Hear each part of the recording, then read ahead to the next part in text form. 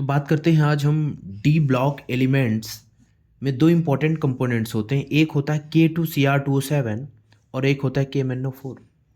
दोनों oxidising agent होते हैं। इसका मतलब ये दोनों ऑक्सीडेशन करेंगे। तो इनके ऑक्सीडेशन करने में दो मीडियम सबसे ज़्यादा इंपॉर्टेंट होती है। एक हमारी होती है एसिडिक मीडियम और एक हमारी होती है बेसिक या न्यूट्रल मीडियम। तो एसिडिक मीडियम में कैसा बिहेवियर होता है और न्यूट्रल या अल्कलाइन मीडियम में कैसा बिहेवियर होता है वो हम स्टडी कर रहे हैं।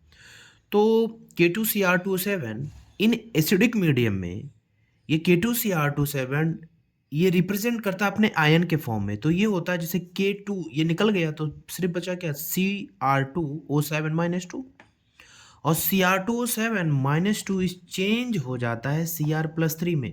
इसका जो जनरल रिएक्शन वो ये होता है Cr2O7 एसिडिक मीडियम मतलब हाइड्रोजन से रिएक्ट किया, इसलिए मैंने हाइड्रोजन के साथ यहाँ पे रिएक्शन कराया है। 6 इलेक्ट्रॉन के साथ बैलेंस होके 2Cr+3 एंड 7s2 वाटर। तो ये कॉमन है, ये रिएक्शन जो है ये सबके लिए क्या है, कॉमन है। This is common for all.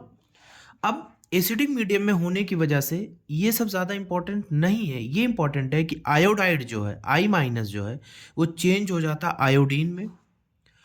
Hydrogen sulphide जो है H2S चेंज हो जाता है सल्फर में। जो ये फेरिक ये जो फेरस है Fe+2 ये चेंज हो जाता है फेरिक में। और जो स्टेनस है ये चेंज हो जाता है स्टेनिक में, मतलब +2+4 में, 2 ऑक्सीडेशन 3 में।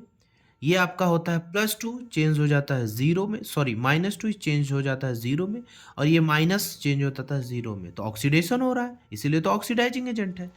ऐसे हमारा KMnO4 भी एक ऑक्सीडाइजिंग एजेंट है। और KMnO4 जो है एसिडिक मीडियम में हो जाता है MnO4-1 के फॉर्म में। ये MnO4-1 किस में चेंज होगा, Mn+2 में चेंज हो जाएगा, ये इसमें कन्वर्ट होगा। तो फिर ये तो इसमें कन्वर्ट होगा, ये ऑक्सीडेशन करके इसमें हो जाएगा। तो आखिर और किसको किसको ऑक्सीडेशन कर सकता है, तो इसमें 6 इंपॉर्टेंट है।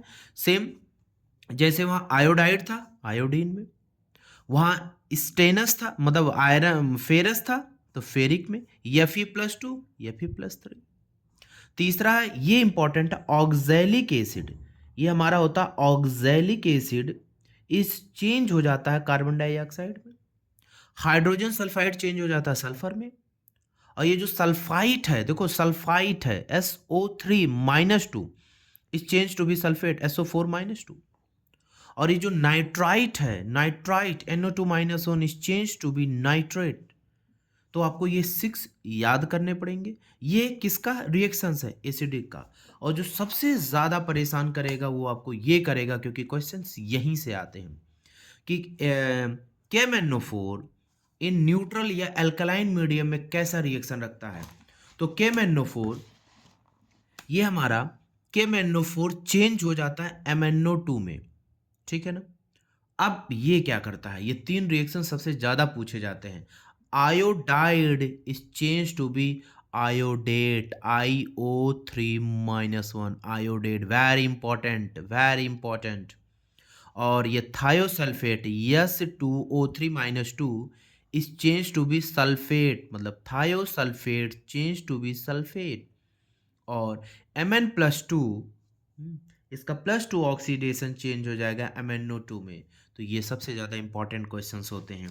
तो ऐसा मैं मान के चलता हूँ कि यूपी बोर्ड के 8 मार्च को जो एग्ज़ाम होने वाले हैं, ऑब्जेक्टिव क्वेश्चन कहीं ना कहीं इनमें से अब कौन सा वैरायटी दे हमको तो नहीं पता है, पर हाँ ये ज़रूर पता है कि अगर अच्छा क्वेश्चन बना तो चाहे वो CBSE का हो चाहे यूपी बोर्ड का हो, इसमें से एक MCQ क्वेश्चन आना ज़रूरी है, ठीक है ना। तो मिलते हैं एक और वीडियो के साथ। Thank you.